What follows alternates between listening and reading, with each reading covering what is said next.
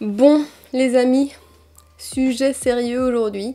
Je vais donc parler de phobie sociale, anxiété sociale. Ça va probablement être la vidéo qui va me demander le plus de courage depuis le début de ma chaîne. Oui, oui, vous entendez bien.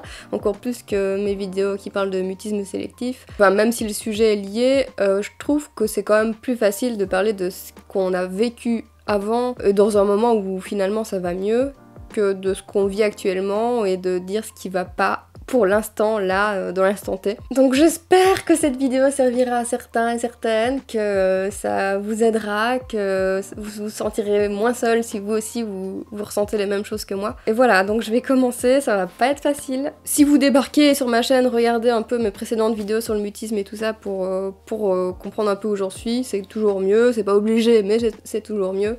Et puis revenez sur cette vidéo. Et si vous connaissez un peu mon histoire, j'ai été mutique pendant de longues années, j'ai recommencé à parler petit à petit, avec le temps, à un peu plus de monde, un peu plus, etc. Et puis maintenant je parle globalement à tout le monde, mais, parce qu'il y a des mais, c'est pas si facile que ça à vivre. Il y a eu des périodes dans ma vie où ça allait quand même beaucoup mieux. Il y a eu des petites périodes de l'adolescence où j'arrivais un peu plus à à être dans des groupes d'amis à l'école, même si je parlais pas, ou à la maison, où mon frère invitait pas mal de potes aussi et ça passait plutôt bien, même si, enfin voilà, ça a toujours été assez compliqué pour moi. Et il y a eu mon épisode du théâtre qui m'a fait beaucoup de bien, mais avec le recul, je me rends compte qu'en fait j'avais fait les bonnes rencontres, que j'ai réussi à aller mieux parce que je suis tombée face à des personnes qui allaient pas me juger en fait, où je me suis pas sentie jugée. Et je crois que c'est ça le pire pour moi, c'est la peur du jugement en fait finalement, ce qui est assez fou quand on fait des vidéos sur YouTube, hein, on est d'accord. je m'expose totalement au jugement, l'être humain est parfois très complexe, hein, n'est-ce pas? Donc voilà, avec le théâtre ça allait mieux, j'étais préparée, on m'entraînait, j'arrivais à monter sur scène, mais pareil, c'était parce que j'étais entraînée, parce que je savais quoi dire. Il y a eu quelques moments où j'ai dû improviser parce qu'on m'a interrogé ou quoi. J'ai réussi à gérer sur le moment parce qu'il y avait un peu l'euphorie de je viens de jouer, ça... Enfin, c'était les bons moments, quoi, disons. Mais c'est pas comme ça tout le temps, et depuis le Covid, j'ai toujours pas refait de théâtre. Je pense que j'aurais pu quand même finalement si j'avais repris contact et si j'avais essayé, mais voilà, j'ai pas envie d'être coincée en Belgique et de me lancer dans des projets alors que je compte partir vivre en France. Et de deux, en fait, j'angoisse à mort. J'angoisse à mort pour mes anxiétés sociales. Et puis, mine de rien, j'angoisse à mort aussi avec le Covid, ça m'a rajouté une barrière supplémentaire en fait. Je sais que c'est pas le cas de tout le monde, qu'il y en a qui arrivent à vivre, qui voient quand même des gens et tout, mais moi j'y arrive pas et j'ai peur en fait. J'ai vraiment peur. J'ai peur de me contaminer moi et j'ai peur de contaminer les autres autour de moi aussi. Et voilà, et si je devais contaminer quelqu'un qui tombait malade et qui avait des séquelles ou pire qui en mourait, en fait je me le pardonnerais pas. Donc c'est hyper compliqué je trouve. Ça ajoute vraiment une barrière supplémentaire, ça fait que j'ai vu très peu de monde depuis le début du Covid finalement. J'ai mis beaucoup de temps à revoir même l'un de mes frères et... Enfin, mes deux frères, je les ai très peu vus. J'ai un peu plus vu un de mes frères les derniers mois, mais voilà, pendant beaucoup de temps, j'ai vu quasiment personne. J'ai vu mon père, j'ai vu ma mère un petit peu, et j'ai vu mon chéri, quoi, et puis point barre. Et forcément, ça renferme, je suis sans emploi, et mes difficultés sociales font que c'est très compliqué pour moi. Je vais essayer de pas pleurer, parce que c'est très dur à vivre. Bon, c'est pas facile à filmer, là. Faut dire que je filme ça quand je suis en plein SPM, syndrome prémenstruel, et que donc j'ai une grosse chute d'hormones du bonheur. Donc c'est toujours les périodes les plus compliquées, mais bon bref, peu importe, ça va aller. Donc voilà, j'ai envie de mettre en avant toutes les choses qui restent difficiles et qui même si on a eu des mieux dans notre vie, en fait, on peut rechuter avec des circonstances telles qu'aujourd'hui ou plein d'autres choses dans la vie. C'est pas parce qu'on va mieux une fois qu'on va aller mieux tout le temps et que ça va être facile à vivre tout le temps. Et en fait, en vrai, ça a jamais été facile à vivre. Même quand je faisais du théâtre, c'était beaucoup d'efforts de ma part, même si c'était passionnant et même si j'ai adoré faire ça, c'était quand même des efforts à chaque fois en fait. Et là aujourd'hui, en fait, j'ai encore plein de problèmes du style... J'arrive pas à répondre au téléphone à des personnes que je connais pas ou peu. J'arrivais à répondre avec les gens du théâtre quand je le faisais, j'arrivais à parler avec mon copain au téléphone sans souci, mes parents, tout ça, mais Mais les gens que je connais pas, je sais pas en fait, je suis incapable d'appuyer sur décrocher et c'est terrible en fait. Je suis dans une panique à chaque fois. Il va y avoir aussi des moments où je vais me sentir un peu bête parce que je vais avoir besoin d'un renseignement dans un magasin et en fait je vais pas oser aller le demander. Je suis le genre de personne louche qui fait le tour du magasin 2-3 fois parce qu'elle cherche un truc et qu'elle ose pas demander. Ça m'est arrivé de réussir à demander dans des bons moments et dans les magasins que je connaissais bien et où j'avais l'habitude d'aller. Quand c'est un endroit où j'ai l'habitude d'aller, je me sens un peu plus à l'aise et je peux potentiellement plus facilement réussir à demander des renseignements. Mais c'est très compliqué pour moi. Et c'est plus simple quand c'est bref aussi. Genre les trucs administratifs, juste de faire une demande et tout, j'angoisse à mort, mais je vais réussir à le faire quand même. Mais je stresse de ouf, mon cœur palpite. En fait, j'en ai parlé avec ma psy et elle m'a dit que c'était des crises de panique que je fais. Je fais des crises de panique, voilà. Donc je suis juste complètement angoissée, je transpire à fond d'un coup, j'ai le cœur qui palpite, j'ai chaud, j'ai froid, je sais plus trop, un peu comme quand on a la grippe. Et je peux avoir aussi la tête qui tourne un peu, genre comme si j'allais m'effondrer. C'est vraiment, vraiment pénible à vivre. Et je pense qu'on est bien plus qu'on le croit dans ce cas et que c'est dommage de pas en parler plus. Parce que c'est en parlant qu'on va mieux être compris. Je pense aussi. Enfin j'espère, c'est pas facile à...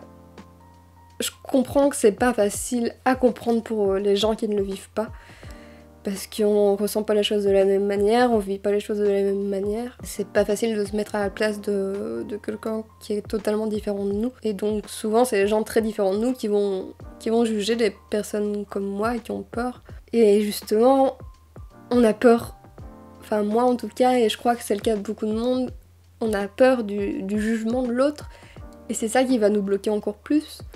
Et comme les personnes différentes vont nous juger, en fait on va être encore plus bloqué face à ces personnes-là et c'est terrible en fait. C'est un genre de cercle vicieux qui s'arrête jamais. Ensuite, mon anxiété sociale fait aussi que ça peut me poser des problèmes de santé physique, parce que clairement des problèmes de santé mentale j'en ai, mais des problèmes de santé physique dans le sens où j'ai beaucoup de difficultés à aller voir des médecins et que j'ai tendance à y aller vraiment à la dernière minute quand vraiment ça va plus.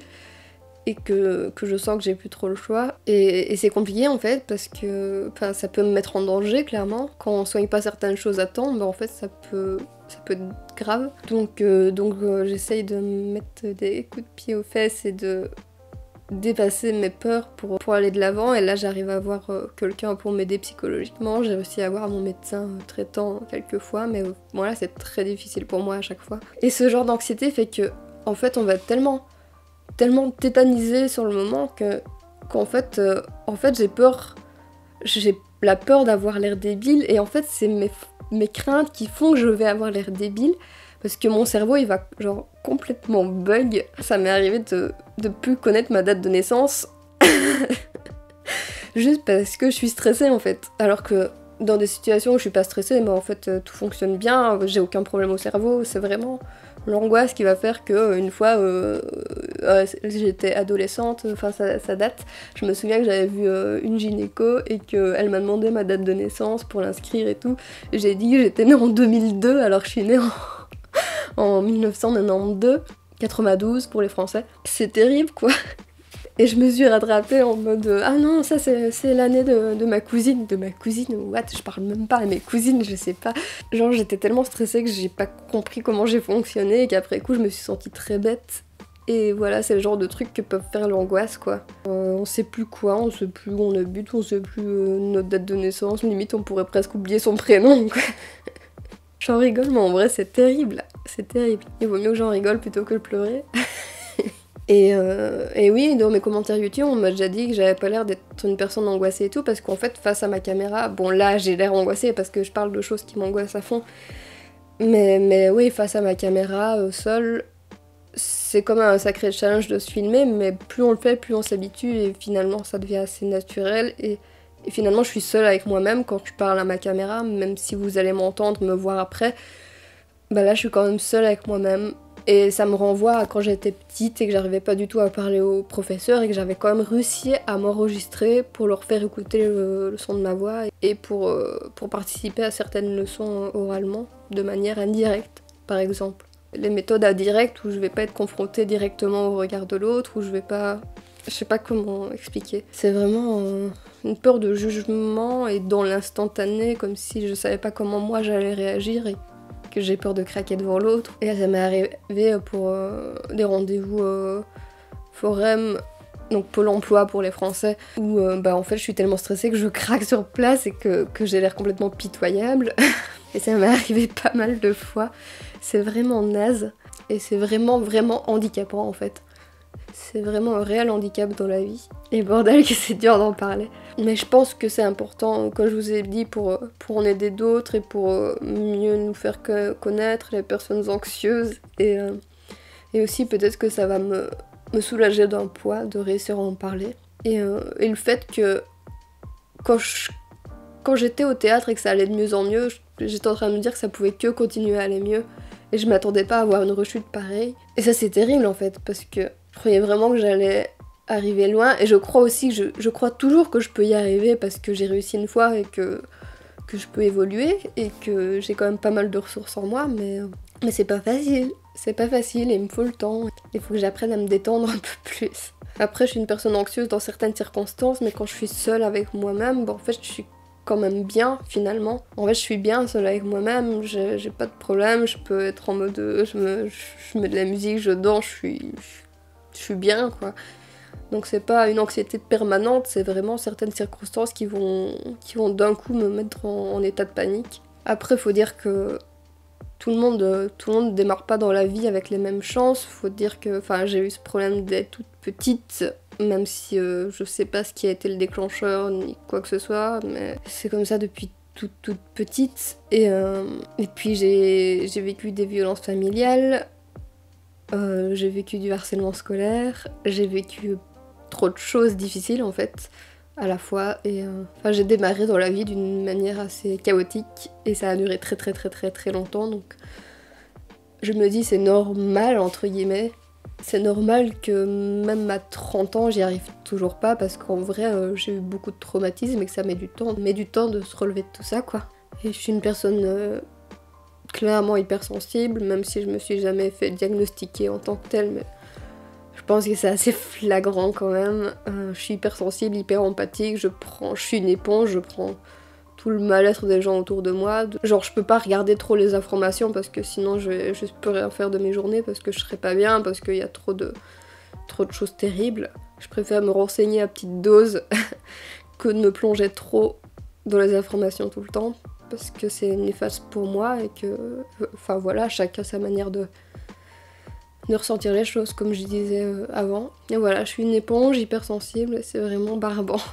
Et en même temps, ça peut être une force dans certains cas, parce que c'est bien de savoir écouter les autres, de savoir les comprendre, je pense. Et j'ai une sensibilité artistique aussi, et je pense que mon hypersensibilité fait peut-être que j'ai une sensibilité artistique par ailleurs. Je sais pas, ça peut être lié quoi. Après, il y a quand même des moments où j'ai rencontré des gens extérieurs, je pense avant Covid, avec mon ex, il m'avait présenté ses collègues et des choses comme ça. Là, j'angoissais à fond et finalement, ça s'est quand même bien passé. Mais j'angoissais vraiment beaucoup avant coup et après coup, ça passait. Et je me rends compte que le fait de dire qu'on fait quelque chose dans la vie, ça aide aussi parce que ça fait un jugement en moins. En fait, on juge les gens sur ce qu'ils font dans leur vie, sur leur métier, beaucoup, avant même de... C'est comme si la personnalité de la personne c'était son métier sans même se demander ce qu'elle aime d'autre dans la vie. C'est le premier truc qui vient, c'est qu'est-ce que tu fais comme boulot. Et en fait quand tu galères à mort, que tu rames, que t'es même pas foutu de répondre au téléphone, en fait c'est compliqué. Et quand je pouvais dire que je faisais du théâtre et que j'avais même réussi à aller jusqu'à passer un casting et ce genre de choses, forcément ça m'aidait à avoir un peu plus d'estime de moi-même. Et là j'ai plus rien à nouveau et c'est dur quoi. Et même si j'ai plus rien, en fait, j'ai des projets personnels et j'ai pas envie de tout dire parce que tant qu'un projet ne vient pas à bout, ne vient pas à terme et qu'il est vraiment lancé, je préfère les garder pour moi. Mais genre des projets d'entrepreneuriat, en fait, ça compte pas tant que c'est pas mis en application et tant que ça rapporte pas de l'argent, en fait, ça compte pas pour estimer les autres. Je trouve ça complètement idiot, mais bon, bref. Donc... même si j'ai des idées et même s'il y a des choses, je pense, qui vont peut-être aboutir, j'espère, je vais tout faire pour en tout cas durant cette année. Plutôt vers la fin de l'année je pense. Enfin bon bref. En fait je peux pas dire que j'ai un job ou un truc parce qu'en fait j'ai rien. Et ça c'est terrible à vivre. En fait on sous-estime, enfin j'ai l'impression, c'est peut-être pas le cas de tout le monde, mais j'ai l'impression beaucoup qu'on accepte mieux les handicaps physiques que les handicaps mentaux. Et quand on a l'air normal entre guillemets, je suis quelqu'un de normal entre guillemets. Mais merde, j'ai une putain d'anxiété sociale quoi. Et j'ai l'impression que ce genre de choses c'est moins bien compris et moins bien accepté par la société. Pourtant j'en ai fait des choses, j'ai essayé de me débattre, j'ai fait plusieurs formations autant que je pouvais, j'ai fait des stages et je me dis aussi que l'anxiété sociale peut être très dangereuse.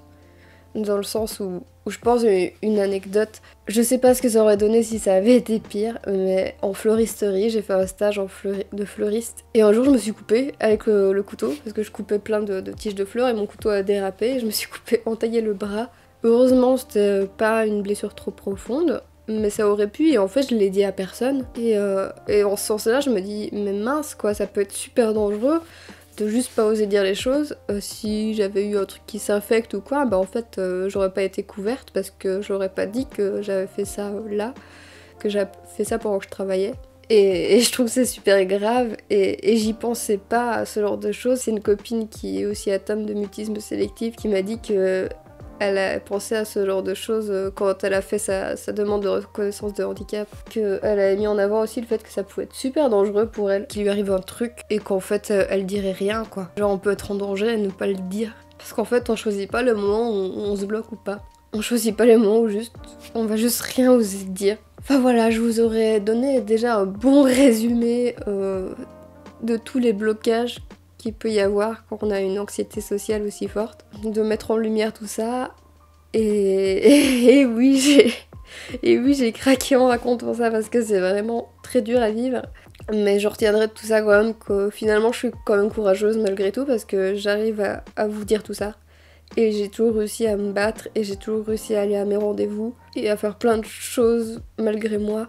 Et que je me battrai encore longtemps et que je pense que... Je sais pas pourquoi, je pense que cette année va être Enfin si je sais plus ou moins pourquoi, mais je suis pas sûre. Enfin c'est un ressenti. Je pense que cette année va être un renouveau pour moi et un gros changement et que ça va aller mieux. Je pense pas que ça ira mieux socialement du jour au lendemain, mais je pense que je vais réussir à avancer. Et je l'espère en tout cas, et je vais tout faire pour. Et je me battrai toujours en fait, parce que j'ai une énorme volonté en moi, mine de rien. Pour essayer de positiver un peu, j'essaye d'accepter aussi que j'ai des forces et beaucoup de courage malgré tout, et j'essaye de travailler sur ce genre de choses et pas oublier, pas juste me dire que je suis une grosse merde et me dire que finalement j'ai plein d'atouts aussi, mais c'est juste ça mon problème, c'est mes angoisses et le fait que j'arrive pas à faire tout comme tout le monde quoi, c'est tout. Et en dehors de mes angoisses de phobie sociale, j'ai d'autres angoisses du genre j'ai trop peur d'apprendre à conduire.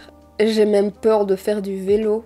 J'ai un peu appris quand j'étais petite. Je suis pas montée sur un vélo depuis des années. J'en ai très peu fait dans ma vie. Et j'ai très peur même d'apprendre à faire du vélo tellement je suis anxieuse.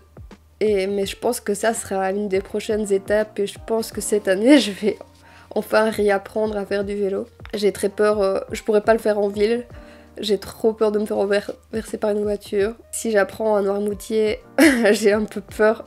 Non, pas qu'un peu, j'ai très peur de tomber dans la flotte parce que les pistes cyclables sont à côté des marais ou de la mer, sur la jetée Jacobsen, ce genre de choses. Où tu peux tomber dans l'eau, quoi. Moi, c'est tous des trucs qui me font flipper à fond, genre plus que nécessaire, puisque je sais que je suis plus que la moyenne sur plein de choses, en fait. Et ça aussi, c'est assez handicapant. Voilà. Même si j'ai d'autres raisons de pas avoir envie de voiture, par rapport à l'écologie, par rapport à d'autres raisons, je sais aussi, surtout, qu'il y a mes angoisses. Et ça me saoule en fait. Je suis une personne très anxieuse et j'essaye de me soigner. Et quand je vois le parcours que j'ai fait depuis toute petite, j'ai quand même fait de sacrément grands pas. C'est juste que parfois, on régresse aussi. Et il faut réussir à nouveau aller de l'avant. Enfin voilà, pour toutes les personnes qui se reconnaîtront dans ce témoignage, je vous souhaite tout plein de courage. Je vous souhaite de jamais oublier que vous avez des forces en vous et que vous pouvez vous battre et qu'on peut arriver à faire bien plus de choses qu'on ne le croit. Et on peut réussir à faire vraiment beaucoup plus qu'on le croit. Mais il faut se donner le temps et faire les choses petit à petit et pas trop se brusquer non plus. Je vais donc m'arrêter là. J'espère que ce témoignage vous servira, encore une fois. J'espère que vous serez sympa en commentaire, c'est vraiment pas facile de sortir tout ça. Je sais pas quand il y aura une prochaine vidéo, comme je vous l'ai dit dans la précédente vidéo, ça va être assez espacé et je sais pas du tout quand ce sera, mais c'est comme ça. Au moins je vous aurais parlé d'un sujet hyper sérieux qui me tient à cœur et c'est toujours ça. Et puis cette vidéo est déjà très longue. Maintenant je vais aller souffler un coup et puis ça ira mieux. Et puis j'ai plein de trucs à faire, donc voilà. Passez une bonne journée, bonne soirée, bonne nuit, tout ce que vous voulez. Peu importe l'heure à laquelle vous regardez cette vidéo. Et moi je vous dis à la prochaine pour une nouvelle vidéo. Salut!